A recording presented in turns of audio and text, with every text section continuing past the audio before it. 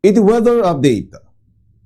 Pimig sa ti Bagyo Quiapo, tanagbalin nga tropical storm, ang kagiddan iti asideg ti extreme northern Luzon. Nauding nga nasa repatpatan itay alas 4 iti bigat, ti tropical storm Quiapo. Iti kadayong 345 kilometers, da iti Apari Cagayan, at ikapig sa ti angin nagat 80 kilometers kada oras, kanagturong iti west-northwestward, iti kapaspas na nga 30 kilometers kada oras.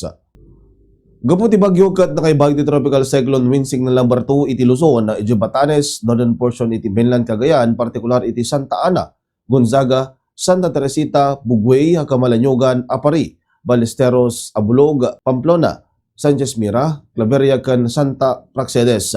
Pangaramahanan iti Babuyan Islands kan iti northern portion iti Ilocos Norte, partikular iti Pagudpod.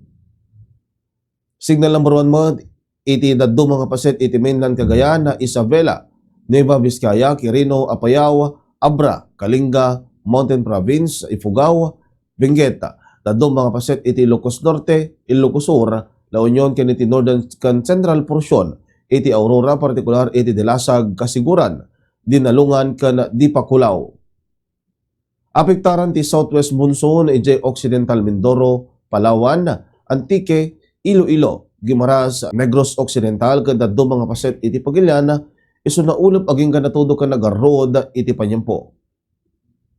Dagiti na dumo do mga temperatura ti lugar ti Pagilian ti Vigan 27 degrees Celsius, ti Luaga 26 degrees Celsius, iti Baguio City 21 degrees Celsius.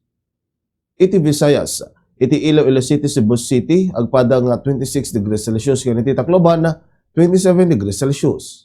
Iti Mindanao, iti Zamboanga City ken Davao City agpada nga 26 degrees Celsius, iti General Santos City 25 degrees Celsius. Simising tinit alas 5:37 ti bigat ket lumnek inton rabiiya alas 6:28.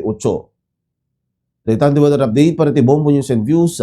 Siak ni Bombo John Joshua Kabatik, and this is Bombo Radio Philippines, the number 1 radio network in the country, your trusted source of news and information. Basta Radio, Bombo